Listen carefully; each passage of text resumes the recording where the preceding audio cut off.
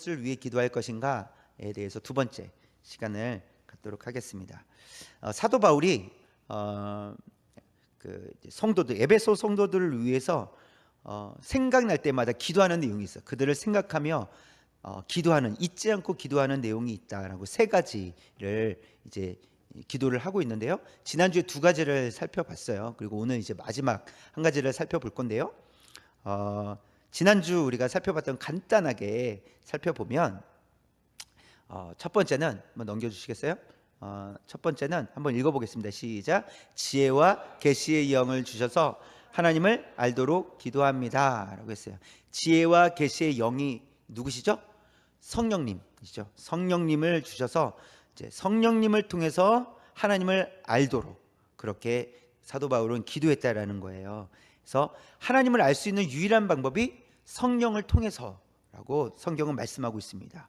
그러니까 사람의 인간의 지식으로 되지 않고 공부를 열심히 한다고 하나님을 아는 것이 아니라 성령의 인도하심을 받아야 그 하나님을 알 수 있다라고 성경은 우리에게 가르쳐주고 계세요. 그래서 하나님을 안다는 것이 결국은 우리의 더러운 죄와 연결이 되어 있고, 그래서 죄를 깨닫게 하시는 것이죠. 그 죄악을 하나님께서 제거해 주셔야만 우리가 깨끗해지고 하나님과 친밀한 교제가 시작될 수 있다. 우리가 빛의 자녀가 될 수 있다라는 것입니다. 그리고 하나님을 아는 것은 그래서 그렇게 죄가 깨끗하여지면 이제 하나님과 인격적으로 교제가 이루어지게 된다는 거예요. 친밀한 교제를 의미하는 건데 이것은 이 부부 관계처럼 친밀함을 의미하는 거예요. 그런 친밀한 인격적이고 친밀한 교제가 시작된다. 성령님께서 하시는 일이다라고 말씀하시는 겁니다. 그래서 지금도 성령님께서는 우리에게 말씀을 깨닫게 하시고 진리 가운데로 인도해 주신다. 그래서 에베소 성도들에게 그래서 필요한 것이 지혜와 계시의 영이 필요하시다. 성령님이 필요하시다. 그래야 지금도 말씀하시고 깨닫게 하시는 그 성령의 인도하심을 받아 하나님께 더 가까이 나아갈 수 있다라는 것입니다. 그것을 우리가 이제 첫 번째로 살펴보았고요. 두 번째 한번 볼까요? 두 번째 시작. 마음의 눈을 밝혀 오직 하늘의 시선을 두기를 위해 기도합니다. 마음의 눈을, 이 성도들의, 에베소 교회 성도들의 마음의 눈을 밝혀서 오직 어디에요? 하늘의 시선을 두기를 위해 바울은 날마다 기도했다라는 거예요. 하늘을 바라보도록. 이 두 가지를 이야기하고 있는데 첫 번째가 그의 부르심의 소망이 무엇인지 알게 하옵소서 이렇게 기도했다는 거예요. 이 부르심의 소망이라는 것은 하나님의 이 부르심, 이 하나님의 부르심은 반드시 하나님의 뜻 안에서 이루어진다는 거예요.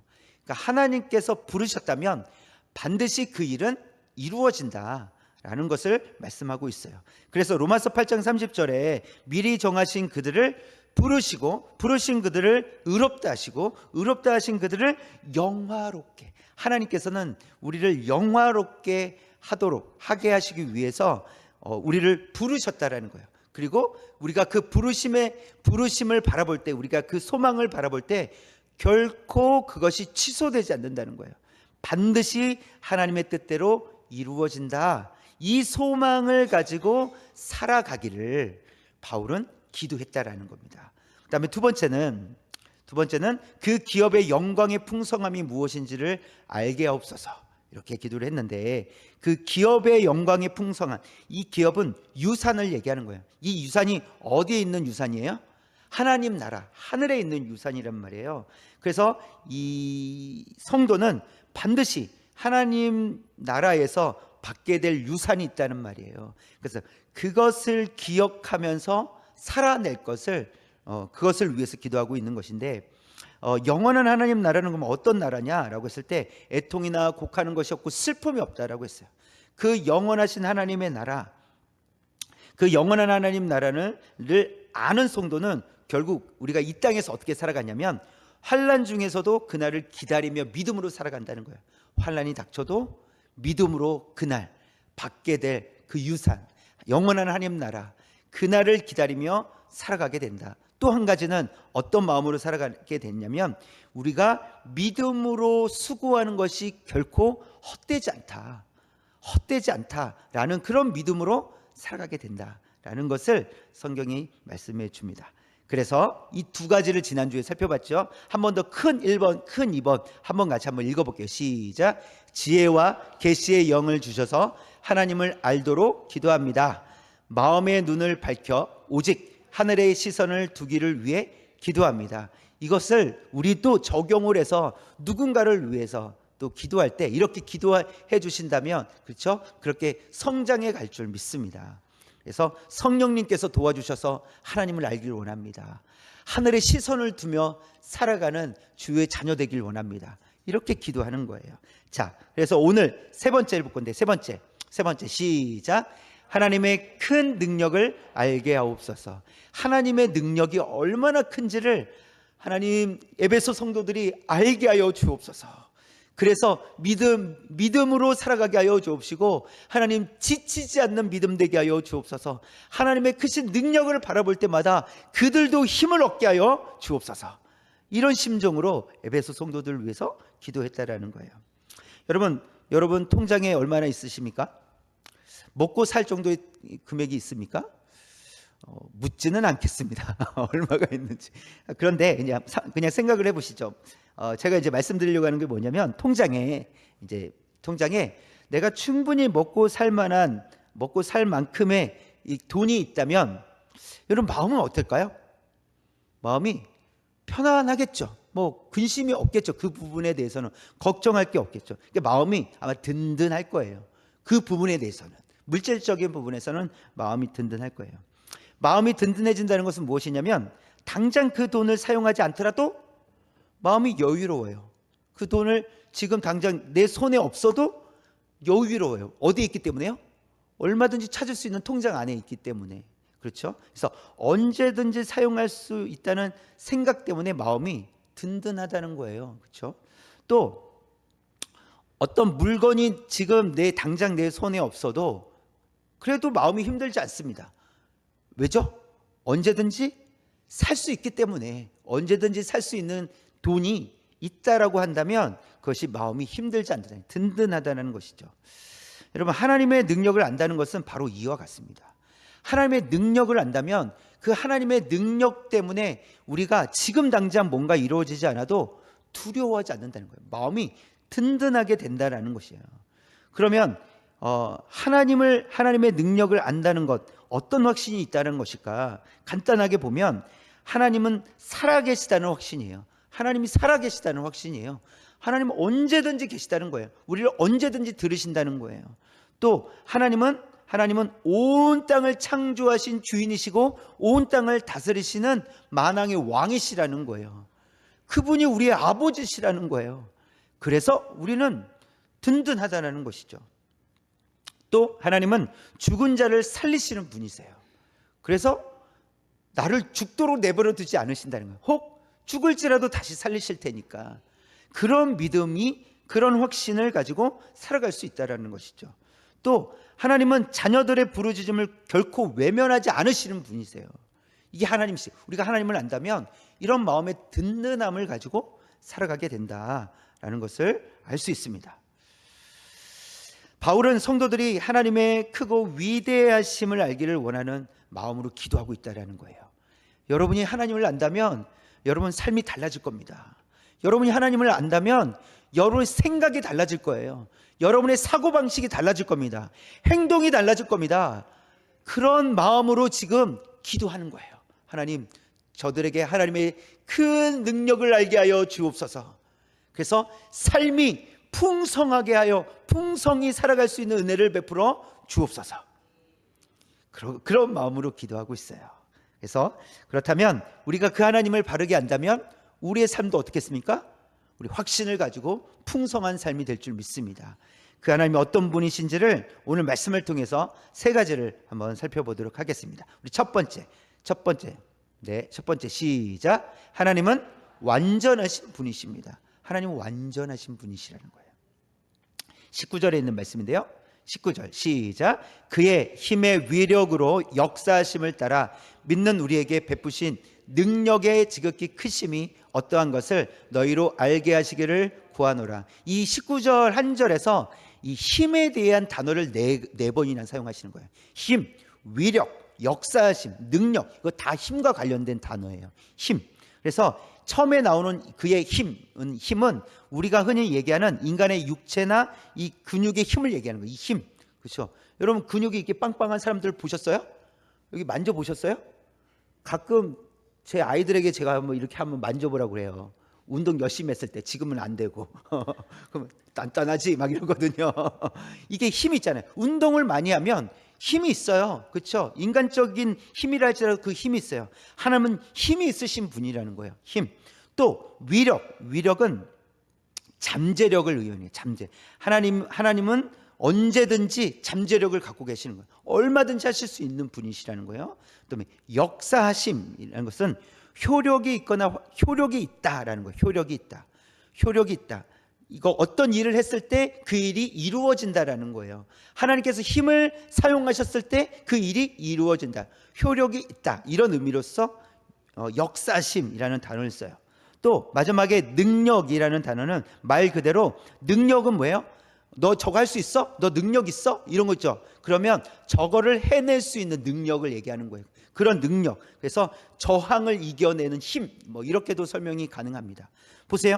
이 19절 안에서 하나님의 그 힘과 이 능력에 대한 단어를 4번이나 반복해서 사용해요. 4번이나. 그러니까 하나님은 어떤 분이시라는 거예요? 하나님은 위대하시다, 완전하시다, 힘이시다 라고 말씀하시는 거예요. 그래서 하나님은 능치 못할 일이 없으신 분이시다 라는 것을 정확하게 선포하고 있어요. 그 하나님을 우리가 믿는 거예요. 아니, 우리가 믿는 것라기보다는 그 하나님이 우리의 하나님이 되셨어요. 우리의 아버지가 되셨습니다. 그리고 우리와 함께 하신다라고 약속하셨어요. 그 하나님을 안다면 우리는 그 하나님의 능력을 믿고 살아갈 수 있다라는 것입니다. 그래서 하나님은 무엇이든지 하실 수 있는 분이시다는 것을 말씀해 주고 있어요. 무엇을 하실 때마다 반드시 결과가 있습니다. 하나님께서 이루시고자 하는 일은 반드시 이루어집니다. 그리고 하나님께서 하시고자 하는 그 일을 그 누구도 막을 수 없다라는 거예요. 하나님이 하시고자 하면 하나님 아무리 우리가 반항해도 하나님은 우리에게 은혜를 베풀어 주는다. 하나님 그만 은혜 주세요. 예를 들어서요. 이런 교만한 사람은 없겠지만 하나님 저 이제 은혜를 그만 받고 싶습니다 라고 우리가 거부할지라도 하나님께서 원하시면 우리에게 은혜를 베풀어 주신다는 거예요. 저항할 수 없어요. 하나님을 막을 수 없다라는 것입니다. 과거 역사 속에서 기독교는 많은 핍박을 받아왔었습니다. 그러나 말씀이 사라졌습니까? 아니요, 말씀은 존재해요. 교회가 사라졌습니까? 아니요, 교회도 사라지지 않았습니다. 지금도 말씀은 역사하고 계시고 교회도 계속해서 세워져 가고 있어요. 이것이 영원하신 하나님의 능력이라는 거예요. 베드로전서 1장 24절 25절에서 그래서 이렇게 말씀하고 있어요. 보면 붉은 글씨만 시작. 풀은 마르고 꽃은 떨어지되 오직 주의 말씀은 세세토록 있도다 라고 있어요. 그 맨 위에 줄 24절 보시면 그러므로 모든 육체는 풀과 같고 이렇게 돼 있잖아요.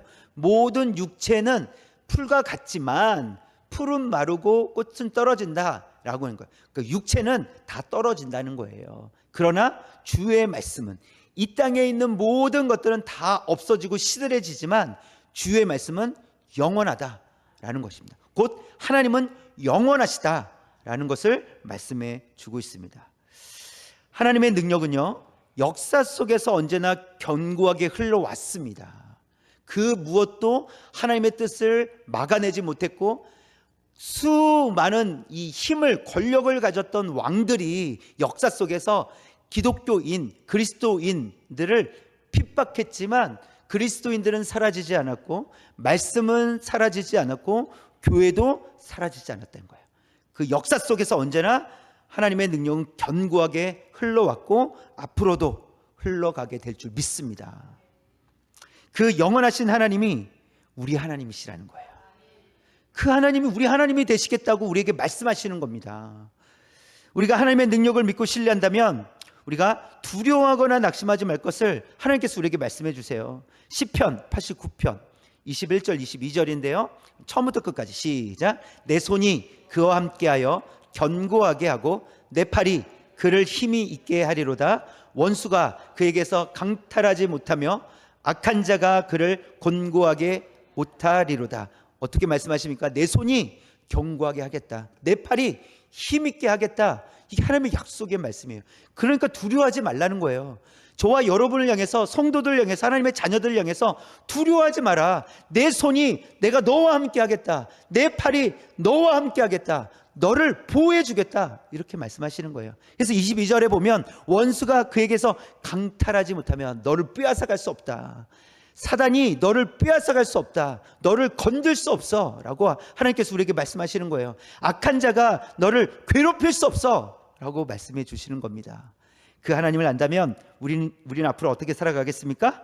우리가, 하나님은 능력이십니다. 우리를 보호하십니다. 우리를 견고하게 세우십니다. 우리를 빼앗기지 않으시는 능력이신 하나님이십니다 라고 우리는 고백하게 될 거라는 겁니다. 우리가 그렇게 하나님을 알고 그 하나님의 능력을 믿고 하나님께 맡겨드리고 하나님을 신뢰하며 나아가는 저와 여러분 되시길 주님의 이름으로 축원합니다.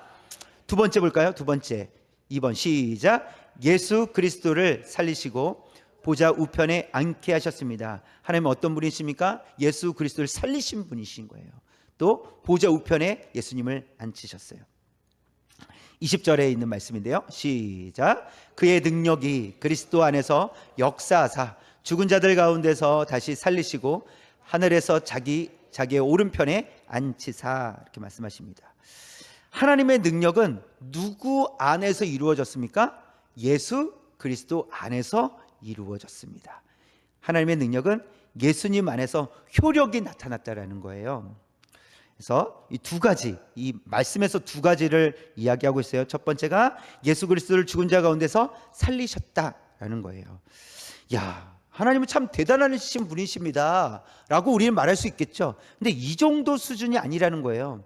이것은 이 사실을 안다면 그냥 하나님 대단하신 분입니다 라고 끝낼 일이 아니라는 거예요. 왜냐하면 하나님께서 예수 그리스도를 살리신 것처럼 저와 여러분을 살리시기 때문에 그래요.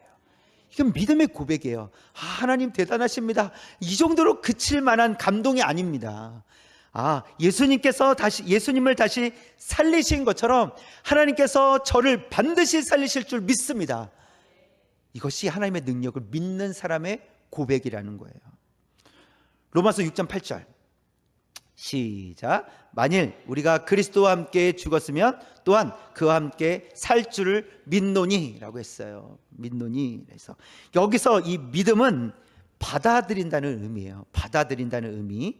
그러니까 내가 믿어야지 이루어지는 것이 아니라 그런 의미가 아니에요. 내가 믿으면 이루어진다라는 의미가 아니라 그것은 이미 이루어지는 거예요. 내가 믿든지 믿지 못하든지 그것은 사실적으로 이루어집니다. 예수 안에서 죽은 자들은 예수 안에서 다시 살아나는 거예요. 그것은 바뀌지 않습니다. 그런데 그것을 경험하는 자들이 누구냐? 그 사실을 믿음으로 받아들이는 자들이 경험하게 된다는 거예요. 그래서 우리에게 믿음이 필요한 겁니다. 하나님께서는 반드시 저와 여러분을 다시 살리실 줄 믿습니다. 이와 같은 확신은 성도들에게 죽음을 완전히 다른 시각으로 볼 수 있도록 해주신 거예요. 죽음에 대해서 완전히 다른 시각으로 바라보게 하셨어요. 그래서 세상에 있는 사람들은 죽으면 끝이지 뭐 인생 뭐 있어, 한번 살다 가는 거지 뭐 라고 생각하지 않습니까? 많이들 그러지 않습니까? 뭐 특별한 종교가 아니면, 종교를 갖고 있지 않으면 그렇게 생각합니다. 그러나 우리는 이 사실을 안다면, 우리가 그리스도와 함께 죽었으면 또한 그와 함께 살 줄을 믿노니, 이것을 확신하고 믿는다면 죽음은 끝이 아니라 새로운 시작이라는 거예요. 죽음은 끝이 아닙니다. 새로운 시작입니다. 근데 왜 새로운 시작이냐면 한 번도 경험해보지 못한 새로운 삶을 살아가기 때문에. 그래서 새로운 삶이에요. 우리는 이 땅에서 우리는 그것이 어떤 삶인지 알 수 없어요.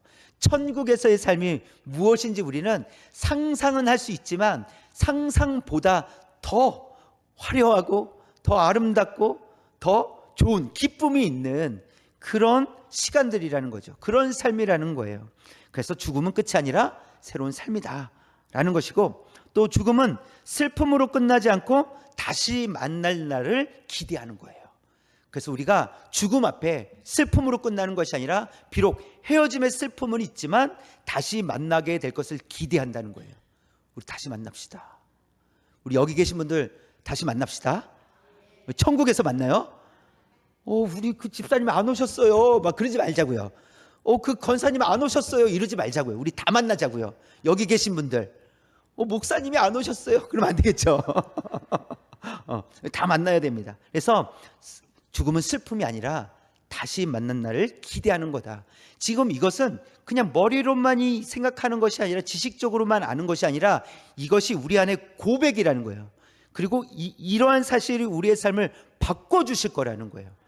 이게 믿음으로 사는 거니까. 또는 또 죽음은 잠자는 것이고 깰 때가 있다, 이렇게 성경은 말씀하세요. 죽음은 잠자는 것이 끝나는 것이 아니다. 자는 것은 곧 깰 때가 있다라는 것입니다. 우리가 깨면 천국에서 만나게 될 줄 믿습니다. 그래서 우리가 예수 그리스도를 죽은 자 가운데서 하나님께서 살리셨다, 이 사실은 우리가 죽음에 대한 우리에게 죽음에 대한 생각을 완전히 바꿔놓으신 사건이 되었다라는 것을 한 가지 알 수 있습니다. 또 두 번째는 뭐냐면, 여기서 두 번째는 다시 살아나신 예수님을 하나님 보좌 우편에 앉히셨다는 겁니다. 예수님을 보좌 우편에 앉으셨어요. 이것의 의미는 첫 번째, 이게 두 가지 의미를 생각할 수 있는데, 첫 번째 의미는 예수님이 우리의 중보자가 되어주신다는 거예요. 우리가 기도할 때 하나님은 누구를 보며 누구 때문에 우리의 기도를 들어주시는 겁니까? 예수님 때문에 우리의 기도를 들어주신 거거든요. 하나님은 예수님이 아니시면 우리의 기도를 듣지 않으십니다. 예수님 때문에 우리의 기도를 들으신다는 거예요. 그래서 그런 의미로서 중보자가 되어주시는데, 로마서 8장 34절 붉은 글씨만 시작. 그는 하나님 우편에 계신 자요 우리를 위하여 간구하시는 자신이라. 하나님 우편에 앉아 계시다라고 성경은 말씀하고 있어요. 그래서 무엇을 하신다고요? 우리를 위하여 간구하시는 자신이라. 하나님께서, 예수님께서 우리를 위해서 기도하신다는 거예요. 중보하신다는 거예요. 하나님, 제가 조금, 저 친구가 조금 지금은 저렇게 보여도 하나님이 택하셨고 제가 쟤를 위해서, 제가 저 친구를 위해서 죽지 않았습니까? 그러니까 저 친구 좀 하나님 봐주셔야 돼요 라고 중보하신다는 거예요. 지금은 저렇게 살아가도 반드시 선한 길로 가게 될 줄 믿습니다. 하나님께서 저 친구 살려주셔야 됩니다 라고 그렇게 중보자로서 예수님께서 일하고 계신다는 거예요. 그래서 중보자라는 것은 이게 사이에 서 있는 사람이에요. 이렇게 사람과 사람 사이에 있는 그것을 중보자라고 하는데, 그래서 하나님과 인간 사이에 계신 예수님, 그분이 중보자시다. 그래서 참 중보자는 예수님밖에 없습니다.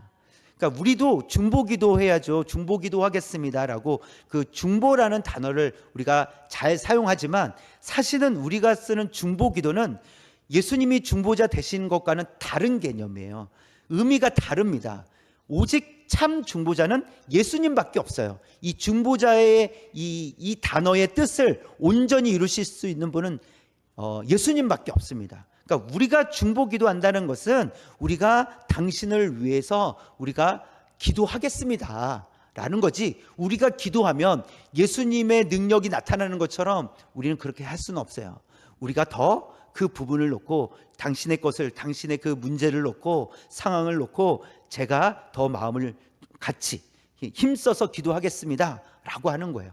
그래서 중보 기도라고 했을 때 그 중보와 예수님의 중보자 되시는 예수님과는 의미가 다르다는 것을 여러분 이해하셔야 돼요. 그래서 내가 기도하면 우리가 중보했기 때문에 들어주시는 게 아니에요. 결국 누구를 통해서 하나님이 들어주시는 거예요? 예수님을 통해서 하나님이 들어주신다는 사실입니다. 자, 이게 이제 첫 번째, 중보자가 되신다는 거예요. 하나님 우편에 앉으셔서 중보자가 되신다는 거고, 또 한 가지는 뭐냐면 하나님 우편에 앉아 계신 그 예수님께서 심판주가 되신다는 거예요. 심판하신다는 거예요. 그래서 예수님은 택함받은 하나님의 자녀들을 보호하시고 구원하세요. 그러나 택함받지 못한 자들은 예수님께서 반드시 심판하신다라고 성경은 말씀하고 있습니다. 이와 같은 사실은 우리는 이 하나님의 자녀들, 우리는 예수님 때문에 이미 승리가 확정된 삶을 살아가고 있다는 거예요. 실패할 것이 아니라 이미 승리, 아직 살아보지는 못했지만 결국 승리하게 될 거야, 이런 약속을 가지고 우리는 성도들은 살아간다는 것입니다. 누가 승리하셨기 때문에요?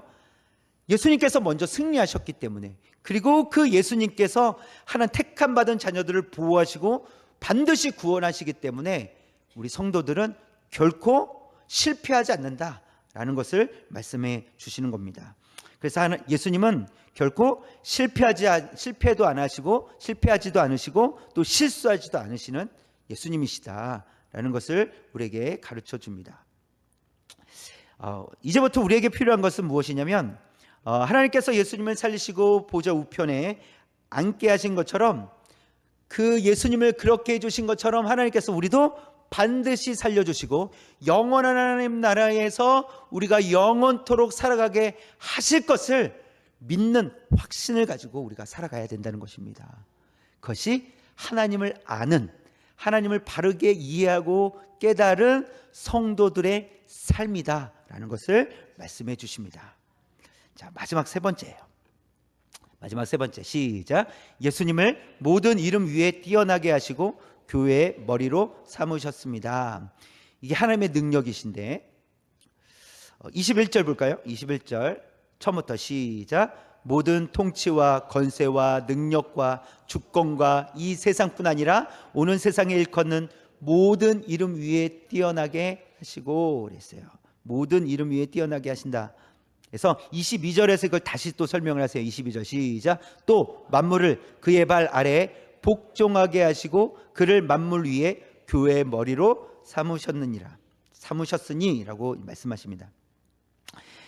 예수님은 온 땅을 다스리시는 통치권을 가진 왕이시다라고 선포하고 있습니다.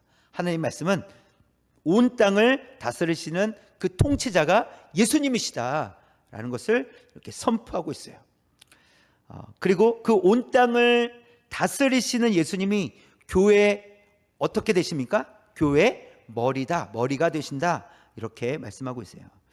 결국 이 말씀은 예수님이 교회를 위하여 만물을 다스리신다라는 의미가 있는 거예요. 교회를 위해서 만물을 통치하신다라는 의미가 있어요. 또 한 가지는 예수님은 교회의 머리로서 만물을 통치하신다. 교회를 위해서 만물을 통치하시고 교회의 머리로서 만물을 통치하신다라는 거예요. 그러면 교회는 누구를 가리킵니까? 건물입니까? 아니죠. 성도죠, 성도. 교회는 성도를 가리키는 거예요. 그러면 예수님은 성도를 위하여 만물을 다스리신다는 거예요. 또 성도의 머리가 되셔서 만물을 다스리신다는 거예요. 그리고 성경은 이렇게 말씀하고 계세요. 성경 23절이에요. 23절 시작. 교회는 그의 몸이니 만물 안에서 만물을 충만하게 하시는 이의 충만함이니. 이걸 현대어 성경으로 좀 쉽게 된 현대어 성경으로 볼게요. 시작. 교회는 그리스도의 몸이며 만물을 만드시고 충만하게 하시는 그리스도께서 임재하시는 곳입니다. 교회는 누가 임재하시는 곳이라고요? 그리스도께서 임재하시는 곳이다, 이렇게 말씀하고 있어요. 사실은 예수님은 이제 하나님 보좌 우편에 앉아 계시잖아요. 그래서 누구를 보내주셨어요? 그리스도의 영이신 성령님을 보내주셨죠. 성령의 임재하시는, 그러니까 이것은 그리스도께서 임재하시는 곳입니다라는 것은 그리스도의 영이 임재해 있는 곳이 교회입니다 라고 말하고 있는 겁니다. 그래서 그 예수님께서는 교회를 위해서, 성도들을 위해서 만물을 다스리신다. 그리고 성도의 머리가 되셔서 만물을 다스리신다라는 거예요. 그래서 교회는 결국 예수님이 교회의 머리가 되시고 우리는 각 지체, 이 몸이다라고 얘기하는, 교회는 그리스도의 몸이다라고 하는 것은 이미 연합이 되었다라는 거예요. 연합, 그렇죠? 그래서 예수님이 온 땅을 통치하실 때 누구와 함께 통치하시는 거예요? 교회, 성도와 함께 통치하시겠다라는 거예요. 그렇죠? 왜냐하면 연합이 되었으니까. 그리고 교회 머리로서 통치하신다는 것도 마찬가지죠. 그렇죠? 머리로서 통치, 교회를 위해 통치하시고 성도들을 위해 통치하시고 머리로서 통치하신다는 것은 함께 통치하신다. 그 교회를, 성도를 사용하셔서 만물을 다스리시겠다라는 의미예요. 그러니 하나님께서 우리를 얼마나 영광스럽게 만들어 주신 겁니까? 우리가 무엇이라고, 우리는 죄 가운데 있었고 어둠의 자식이었는데 그런 우리를 하나님의 백성, 하나님의 자녀 삼아 주셔서 우리에게 정말 많은 것들을 맡겨 주셨단 말이에요. 온 땅을 통치할 수 있는 그 은혜를 우리에게 허락하여 주셨어요. 그것뿐만 아니라 예수님과 연합된 그리스도의 몸으로서 우리가 살아갈 수 있도록 하나님께서 우리에게 은혜를 베풀어 주셨습니다. 그래서 그리스도와 연합이 되었다라는 것은 결국 이렇게 말하는 것과 같습니다. 그리스도의 일이, 예수님의 일이 나의 일이고 나의 일이 예수님의 일입니다. 이렇게 고백하는 거예요. 그리고 신앙, 이 믿음, 신앙과 삶이 일치되는, 분리되지 않는 것을 의미합니다. 그러니까 교회에서는 권사님만큼 이렇게 천사가 없어요. 뭐 집사님이 제일 천사랑 닮은 것 같아요. 그런데 직장을 갔더니 저 왼수예요. 막 이러면서 그런 얘기를 듣는다면 그것은 신앙과 삶이 분리되었다라는 거예요. 그래서 신앙과 삶이 함께 돼야 된다는 것은 결국 그리스도와 연합된 삶을 계속해서 살아간다는 것인데, 그러면 연합된 삶이란 뭘까라고 했을 때 결국은 머리 대신 예수 그리스도의 말씀을 따라 순종하는 것, 그것이 연합된 삶이다. 그리고 그것이 교회에서 예배 드릴 때뿐만이 아니라 삶 가운데에서도 동일하게 예수님의 명령을 따라, 말씀을 따라 순종하며 사는 삶이 교회에서나 교회 밖에서나 일터에서나 어디서든지 동일하게 나타나는 것, 이것이 그리스도와 연합이다라는 것을 우리에게 말씀해 주고 있습니다.